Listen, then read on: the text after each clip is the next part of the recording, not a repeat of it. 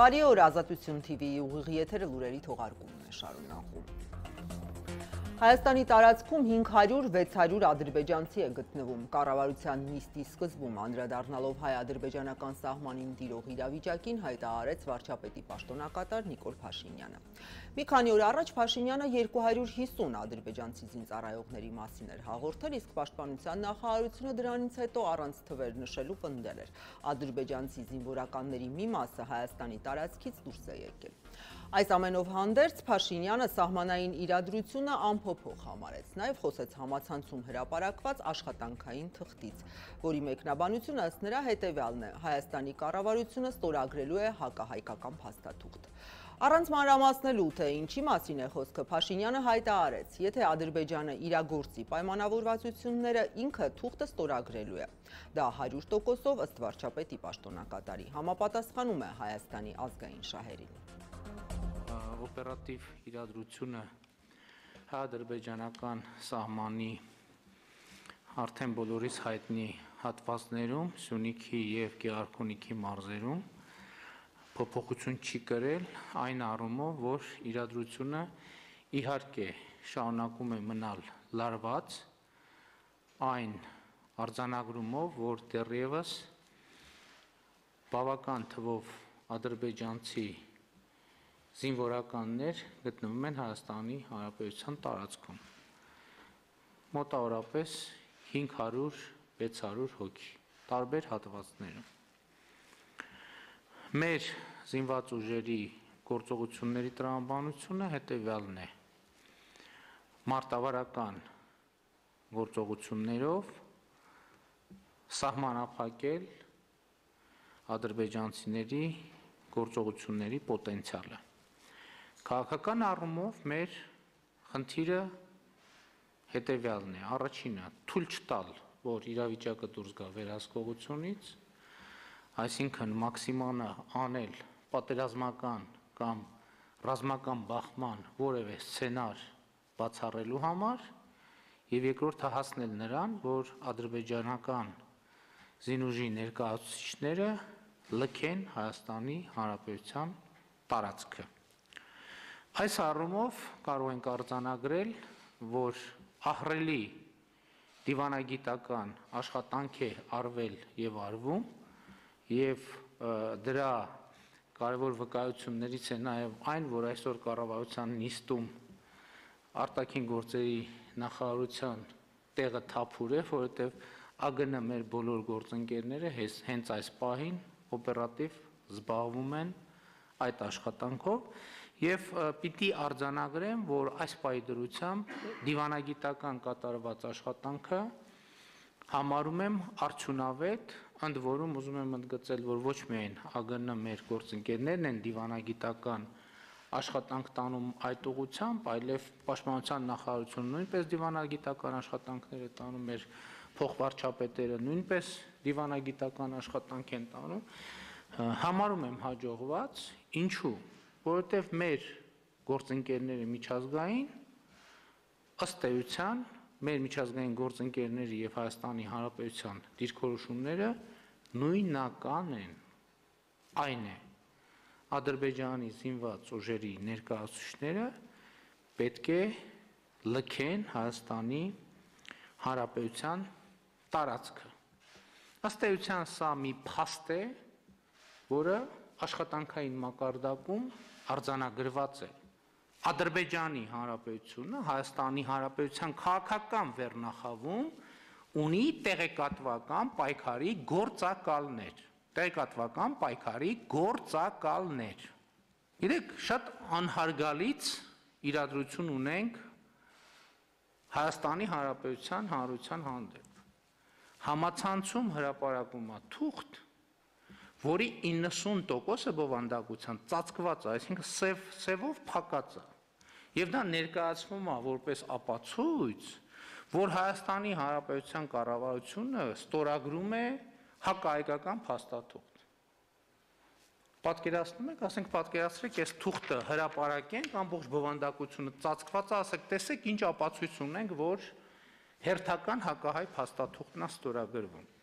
Բայց այդպես ընդհակառակը դրա տողերը ոչ թե պետքա թաքցվեն, այլ ընդհակառակը պետքա բացվեն, ներկայացվեն հանրությանը, չէ՞։ Ինչ եք թաքցնում բա։ Պետք է վերլուծել, թե այդ աշխատանքային թղթերը որտեղից են նրանք ստանում։ Ես ինչքան վերլուծում եմ, միակ աղբյուրը, որտեղից կարող են ստանալ, այդ Ադրբեջանն է, որովհետև եռակողմ խոսակցություն է գնում Ռուսաստան, Հայաստան եւ Ադրբեջան։ Եվ ինչքան վերլուծում եմ, ես հասկանում եմ, որ այդ թղթերը նրանք ստանում են Ադրբեջանից։ Եվ ես ասեմ, որ այն լուծումները, որոնք այս պահին մեր միջազգային գործընկերների հետ ձեռք են բերված նախնական համաձայնություններ, այդ լուծումները 100% համապատասխանում են Հայաստանի շահերին, 100%, ոչ թե 99-ը, եւ այո, եթե Ադրբեջանը այդ պայմանավորվածությունները իրագործի եւ այն պայմաններում ինչ որ խոսել ենք, այո, ես այդ թուղթը ստորագրելու եմ։ Շատ է խոսվում այն մասին, որ Հայաստանի Հանրապետությունը առանց զինված դիմադրության դիմել է Հավաքական անվտանգության պայմանագրի կազմակերպությանը։ Բոլոր այն մարդիկ, ովքեր գոնե մի քանի պարբերություն կարդացել են Հավաքական անվտանգության պայմանագրի կազմակերպության պայմանագրերից, նրանք կիմանան, որ Հավաքական անվտանգության պայմանագրի կազմակերպությունը հենց դրա համար է, որ ճգնաժամային իրավիճակները հաղթահարվեն առանց կրակելու։ Դա կազմակերպություն չէ, որի շրջանակներում պետք է կրակել եւ մյուսներին հրավիրել կրակելու, դա կազմակերպություն է, որի մեխանիզմները պետք է կիրառվեն էսկալացիա թույլ չտալու եւ էսկալացիան քաղաքական դիվանագիտական ճանապարհով կարգավորելու համար եւ հենց սա է Հավաքական անվտանգության պայմանագրի կազմակերպության էությունը, որովհետեւ եթե հապկ շրջանակներում սկսում են կրակոցները, մեծ հավանականությամբ դա կարող է վերածվել տարածաշրջանային մեծ պատերազմի, եթե չասենք որոշ սցենարների դեպքում նույնիսկ ավելի լայնամասշտաբ պատերազմի։ Ընդհանուր առմամբ իդեալում մեր պատկերացումը հետևյալն է, որ հայ-ադրբեջանական սահմանի երկայնքով հիմա առավել ևս տվյալ տեղամասում թե Հայաստանի Հանրապետության, թե Ադրբեջանի զինված ուժերը պետք է ետ քաշվեն իրենց մշտական տեղակայման վայրեր եւ այդ հատվածներում հետագայում նաեւ ամբողջ սահմանի պահպանություն իրականացնեն սահմանապահ ծառայությունները, ինչի համար նրանք կոչված են։ Եվ սա իհարկե եմ ասում իլյուզիաների չտրվենք, այսպիսի լուծման գնալ հեշտ չի լինելու, որովհետև դա ունի բազմաթիվ բարդություններ, բայց այո, մենք այս ընթացքում իմիջայլոց անընդհատ դա առաջարկել ենք եւ շարունակում ենք առաջարկել, որովհետև դա այն ի վերջո լուծումն է, որը իսկապես նշան կլինի տարածաշրջանի կայունության, երկարաժամկետ կայունության համար։ Երեկ ուշ երեկոյան Հայաստանի պաշտպանության նախարարությունը հաստատեց սոցիալական ցանցերի ադրբեջանցի օգտատերերի կողմից տարածված հայ եւ ադրբեջանցի զինվորների մասնակցությամբ դեպքը իրականում տեղի է ունեցել մայիսի 17-ին հայ-ադրբեջանական սահմանի արևելյան հատվածում։ Միջադեպի վերաբերյալ նշանակվել է ծառայողական քննություն։ Այդ տեսանյութում ադրբեջանցի զինվորականները հարվածելով հայ զինծառայողներին դուրս են մղում տարածքից ու հայտարարում՝ սա մեր հողն է։ Նշենք, որ Հայաստանի արևելքում է գտնվում Գեղարքունիքի մարզը։ Մինչ պաշտպանության նախարարության հաղորդագրությունը վարչապետի աշխատակազմի հանրային կապերի եւ տեղեկատվության կենտրոն ՊՕԱԿ-ի նախագիծ տեղեկատվության ստուգման կենտրոնը հղում անելով հենց ռազմական գերատեսչությանը հերքել էր տեղեկությունը, թե տեսանյութը առնչություն ունի Սյունիքի եւ Գեղարքունիքի սահմանային վերջին դեպքերի հետ։ Հավելել էին տեսանյութը ուսումնասիրվում է իրական տեղի եւ ժամանակի վերհանման նպատակով։ Մեծ աղմուկ հանած տեսանյութին կառավարության նիստում անդրադարձավ նաև Փաշինյանը։ Ադրբեջանական պրոպագանդիստական մեքենան հրապարակում է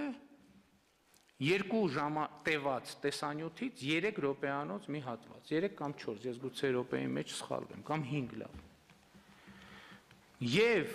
այդ նույն մարդիկ վերցնում են եւ հրապարակում են իրենց էջերում, ընդ որում թաքցնելով, որ դրա սկզբնաղբյուրը ադրբեջանական աղբյուրներն են։ Պատկերացնեք 2 ժամ գործողությունն է տեղի ունեցել եւ 2 ժամից 3 րոպեանոց մի կտոր հրապարակել եւ սա այլ կերպ քան թիկունքում իրականացվող քայքայիչ գործունեություն ես չեմ կարող որակել։ Եվ եթե մենք այստեղ մեր ժամանակների 21-րդ դարի բերումով իրավական մեխանիզմներ եթե չունենք, հանրությունը սրան պետք է արձագանքի, որովհետև սա անհարգալից է առաջին հերթին Հայաստանի Հանրապետության հանրության նկատմամբ, որովհետև հակամարտությունները, հակադրությունները, ընդհանրապես ասենք, եթե մեր հայրենակիցները կամ ոմանք պատկերացնում են որպես կռիվ կինոյի սցենարով իրականացնվող հերոսապատումներ, այդպես չի լինում երբեք, նույնիսկ ամենահաղթական պատերազմներում, չի լինում երբեք։ Ռուսաստանի նախագահ Վլադիմիր Պուտինի հետ երեկվա հեռախոսազրույցում Հայաստանի վարչապետի պաշտոնակատար Նիկոլ Փաշինյանը ներկայացրել է հայ-ադրբեջանական սահմանին տիրող իրավիճակը, ընդգծելով, որ ադրբեջանական ուժերը հակառակ միջազգային իրավունքի բոլոր նորմերի խախտել են Հայաստանի ինքնիշխան տարածքը։ Նշված է Հայաստանի վարչապետի աշխատակազմի տարածած հաղորդագրությունում։ Փաշինյանը շնորհակալություն է հայտնել այս օրերին Ռուսաստանի Դաշնության կողմից ներդրվող ջանքերի համար, որոնք ուղղված են տարածաշրջանում խաղաղության և կայունության ամրապնդմանը։ Հայկական կողմը հաղորդում է նաև, որ զրուցակիցները մեջբերում միակարծիք են եղել իրավիճակի հանգուցալուծման ճանապարհների և դրա մեթոդաբանության շուրջ։ Կրեմլի տարածած հաղորդագրության մեջ չկա նման ձևակերպում, Վլադիմիր Պուտինը ըստ այդ հաղորդագրության շեշտել է, որ ռուսական կողմը որպես միջնորդ ակտիվորեն նպաստում է իրավիճակի կարգավորմանը և կշարունակի գործել նույն ոգով։ Երեկ Պուտինը հեռախոսազրույց է ունեցել նաև Ադրբեջանի նախագահ Իլհամ Ալիևի հետ։ Զրուցակիցները կարծիք են հայտնել, որ Հայաստանի և Ադրբեջանի սահմանին ստեղծված իրավիճակի հանգուցալուծումը պետք է իրականացվի դիվանագիտական մեթոդներով, հաղորդեց Կրեմլը։ Եվրախորհրդարանը Թուրքիային կոչ է անում ճանաչել Օսմանյան կայսրությունում հայերիս ցեղասպանությունը, ինչը ճանապարհ կբացի երկու ժողովուրդների հաշտեցման համար։ Այդ մասին ասվում է Թուրքիայի վերաբերյալ զեկույցում, որը падգամավորները հաստատեցին երեկվա լիագումար նիստում։ Եվրախորհրդարանի падգամավորները մտահոգություն են հայտնել Թուրքիայի թշնամական արտաքին քաղաքականության, այդ թվում Հունաստանի և Կիպրոսի նկատմամբ, նաև Սիրիայում, Լիբիայում և Լեռնային Ղարաբաղի հակամարտություններում նրա մասնակցության վերաբերյալ։ Եվրախորհրդարանում այսօր էլ հայ ռազմագերիների հարցն է քննարկվելու, որին կհետևի քվեարկությունը։ Ազատության ձեռքի տակ է հայտնվել այսօր քննարկվելիք բանաձևի նախագիծը, որում կա պահանջ առանց նախապայմանների ազատ արձակել Ադրբեջանում պահվող հայ զինվորականներին ու քաղաքացիական անձանց։ Մի քանի ժամից Եվրախորհրդարանում կմեկնարկի Ադրբեջանում պահվող հայ ռազմագերիների հարցով բանաձևի նախագծի շուրջ քննարկումները, որից հետո էլ տեղի կունենա քվեարկություն։ Բանաձևի նախնական տեքստում, որի կրկնօրինակը հասանելի է դարձել նաև Ազատության Բրյուսելի թղթակցին, եվրոպացի խորհրդարանականները մանրակրկիտ ներկայացնում են Ղարաբաղյան 44-օրյա պատերազմին հաջորդած մտահոգիչ իրականությունը, հայ ռազմագերիների խնդրից մինչև Բաքվում բացված ռազմական ավարի պուրակ, Ադրբեջանի նախագահի և ենթականների ռազմատենչ հայտարարություններ, Բաքվից հնչող սպառնալիքներ, փաստաթղթում անդրադարձ կա նաև հայ-ադրբեջանական սահմանային լարվածությանը։ 2021 թվականի մայիսի 12-ին Ադրբեջանից զորքերը ժամանակավորապես մտան Հայաստանի տարածք, ինչը Հայաստանի տարածքային ամբողջականության և միջազգային իրավունքի խախտում է։ Դրան նախորդել է Ադրբեջանի ներկայացուցիչների, այդ թվում նախագահի մտահոգիչ հայտարարությունները, տարածքային պահանջների և ուժի գործադրման սպառնալիքների ալիքի մասին, ինչը խաթարում է տարածաշրջանում անվտանգության եւ կայունության ջանքերը, պնդում են եվրոպացի պատգամավորները։ Փաստաթղթի հեղինակները վկայակոչում են միջազգային իրավապաշտպան կառույցների բազմաթիվ զեկույցներ, որոնք ահազանգում են Ալիևի վարչակազմի պատերազմական հանցագործությունների մասին, հայ գերիների նկատմամբ անմարդկային վերաբերմունք, խոշտանգումներ, սպանություններ, հիշեցնելով միջազգային կոնվենցիաներով, Լեռնային Ղարաբաղում հրադադարի հարցով եռակողմ պայմանավորվածություններով ստանձնած պարտավորությունների, Ղարաբաղյան հակամարտության կարգավորման միջնորդ ԵԱՀԿ Մինսկի խմբի պատերազմի ընթացքում եւ դրանից հետո արած հայտարարությունների, իրավապաշտպան կառույցների, միջազգային կազմակերպությունների կոչերի, մարդու իրավունքների եվրոպական դատարանի վերջին ամիսներին կայացրած միջանկյալ որոշումների մասին Եվրամիության օրենսդիր մարմինը Ադրբեջանի իշխանություններից պահանջում է անհապաղ եւ առանց նախապայմանների ազատ արձակել Ղարաբաղյան պատերազմի ընթացքում եւ դրանից հետո ձերբակալված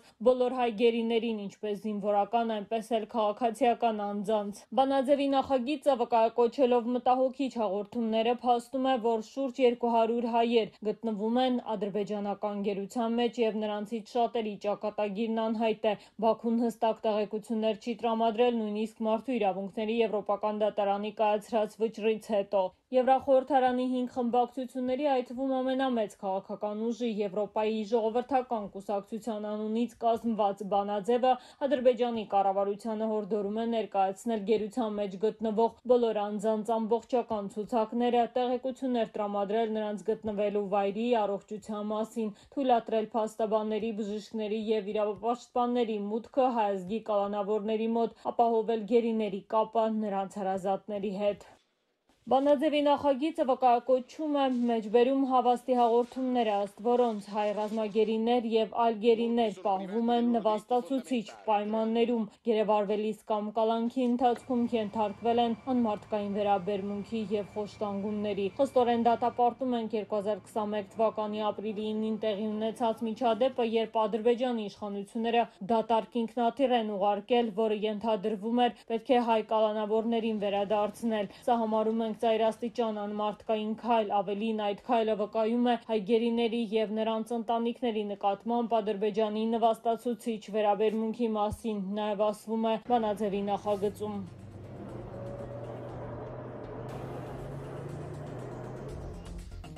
Միացյալ Նահանգների պետքարտուղար Էնթոնի Բլինկենը Ռուսաստանի արտգործնախարար Սերգեյ Լավրովի հետ 3 Իսլանդիայում կայացած հանդիպման ընթացքում խորը մտահոգություն է հայտնել Ուկրաինայի տարածքում եւ դրա շուրջ։ Ռուսաստանի շարունակվող ռազմական տեղակայման, Ամերիկայի ձայնի եւ Ազատ Եվրոպա ազատություն ռադիոկայանի դեմ գործողությունների, Ալեքսեյ Նավալնիի առողջության եւ ընդդիմադիր կազմակերպությունների բռնաճնշումների վերաբերյալ։ Միաժամանակ ըստ պետդեպարտամենտի քննարկվել են տարածաշրջանային խնդիրներ, այդ թվում Հայաստանի եւ Ադրբեջանի միջև հակամարտության երկարաժամկետ քաղաքական լուծում գտնելու հարցը։